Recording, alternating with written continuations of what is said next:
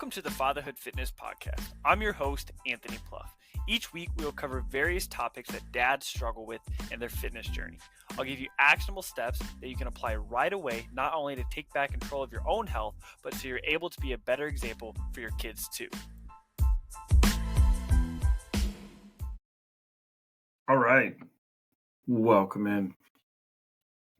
I'm going to be doing something a little bit different here on the podcast here for the foreseeable future. I got this idea because I had a question from a client that they asked me, like, what can I eat at a Japanese steakhouse and still stay on track? And I thought, I love this question because that's one of my favorite places to go to when I was younger. That's where I chose to go every single year for my birthday, and I just really loved. I just really love the experience. You know, they're cooking the shrimp. You know, they're doing all these things. They're tossing it in your mouth. They got the volcano with, you know, the onions and the flames and everything. The kids have a good time, but you eat so much food, and so this is one of my favorite places to go.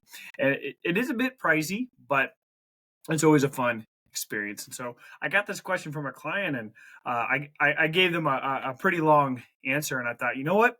I bet other people could benefit from this too. And so I sent them a voice message kind of explaining everything was going on and stuff. And I was like, I came up with this idea of, like, why not just, for the podcast, why not just answer these questions? And so when I started the podcast originally, I wanted to keep the episodes short.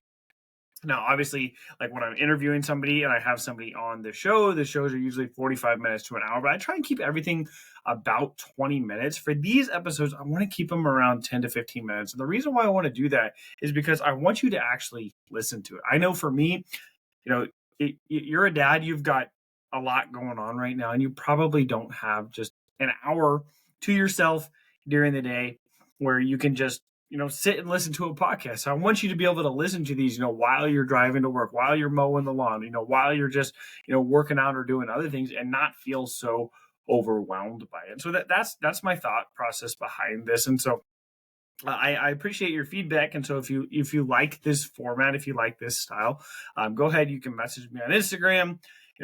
Send me an email. All my information is in the show notes. But I would love your feedback to see if this is something that's actually beneficial for you. But Japanese steakhouse, this is something I love. The Hibachi grill. How the heck do you stay on track when you're going to one of these places? And so if you've ever been, like I said already, they're flipping shrimp to you.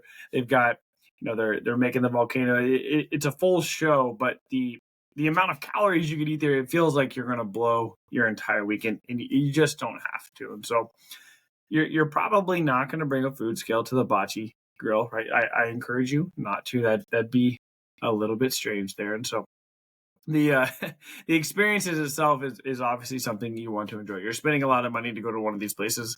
And so, yes, if weight loss is your goal, you want to be able to still make progress, but you also want to enjoy it. So this is an experience. This is something that is fun. Obviously, you're not eating every single meal like this. And so this is something fun. And so the first strategy I have for you is to make sure, just like with anything, we're focusing on protein. And so the Hibachi grills actually have a great selection of protein choices. And so you can go steak, you can go chicken, you can go shrimp, you can go variety.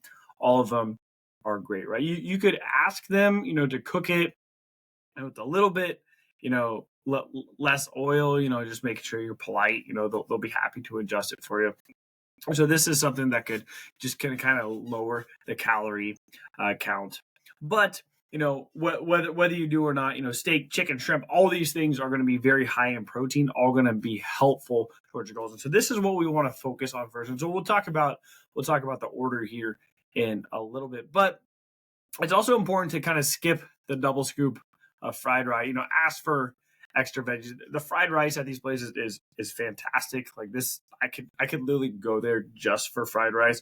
I absolutely love fried rice. It's one of my favorite meals, but it can add up very quickly. And if we're not adding protein to it, then we're getting lots of calories with not a lot of protein, not a lot of extra nutrition as well. And so that can be something that could make it very easy to go way over our calorie goal there. And so you don't have to cut everything out here. Instead, fried rice, instead of, doing fried rice and noodles and the soup, and the salad, you could pick one here and do half a serving of rice, double the veggies. Obviously at places like this, the way they cook it with the oil and everything, it's going to be a little bit higher calories, but being mindful of some of these things is going to be very helpful because they can add up, right? I love the soup. I love the rice. I love the noodles. I love the salad, right? When we add the dressing, when we add all the sauces and everything, it can add up very quickly. So strategy 2 is just, control the carbs without being, kind of weird about it, right? Carbs are not the enemy. Yes, carbs have calories in it, but we can still enjoy them in a smart way. And so maybe not having everything. This is kind of a bonus strategy here.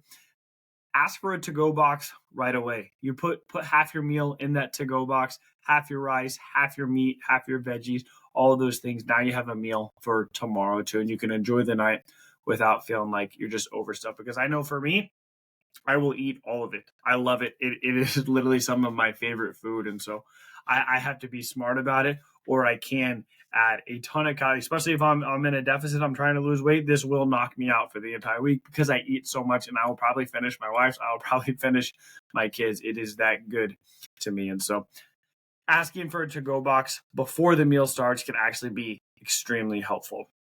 Strategy 3 here is going to be manage portions with the 2/3 rule. And so when the food hits your plate, eat slowly. So eating slowly is something I talk about a lot. Try to stop when you're about 2/3 full here. So eating slowly, eating until satisfied. So you're still going to feel, you're still going to feel good, eating this amount of food, just you're going to be able to enjoy it, but you're also going to be able to save a lot of calories without having to track anything. Obviously, like I said, we're not bringing our food scale to the hibachi grill, right? That's going to be a little strange. So we're not going to do that, but you are going to be able to save quite a few calories doing this. And so, eat slowly, eat until satisfied. And then if you have that to-go box already, just go ahead and put some of that in it. Strategy 4 here is going to be sauce on the side. The Yum Yum sauce, it is so good. The ginger sauce, it's so good. Go easy on these. This is going to sound kind of strange, but instead of when you grab the fork, you put the meat on, then you dip it in the sauce. Dip your fork in the sauce first, and then grab your meat, and then take a bite there. It's going to save you quite a bit of sauce there, which is going to save you quite a bit of calories. And so instead of just dumping the sauce on, instead of taking a bite and dumping it in the sauce, dip your fork in the sauce, and then take a bite of it. And that can be really helpful for you. It sounds kind of strange, but I promise you it's going to help. And the last one, strategy 5 here, is going to pregame your meal. So if you know you're already going here, then maybe keep breakfast and lunch a little bit lighter. You can load up on protein and veggies during the day, so you're not starving. When you sit down and just overeat everything that you see. And so pregame, planning ahead. This is the same strategy that I give for every single restaurant. Every time you're going to a social situation, is just look at the menu ahead of time. Know ahead of time. Obviously, you probably know at a hibachi grill what you're going to get, that it's going to be pretty high in calorie. And so we can prepare for that. So yes, you're probably not going to be in a deficit during the day that you're going to a hibachi grill, but you can also plan ahead for this. You can plan on just staying in maintenance. You can know that, I'm going Friday night. So Thursday, I'm going to be on track. Friday, up until that point, I'm going to be on track. Saturday, I'm going to get right back on track, right? And so you can plan ahead. And so you can stay on track. You can enjoy your meal there. And so eating out doesn't have to just completely knock you out. You don't have to be perfect to see success here. Making better choices while you're there can allow you to enjoy the night without feeling guilty, without feeling like you have to make up for it. And so if you're going to Hibachi Grill, enjoy the show, have fun, enjoy the time with your family, get the steak and shrimp, have fun catching the shrimp in your mouth, skip the double rice there.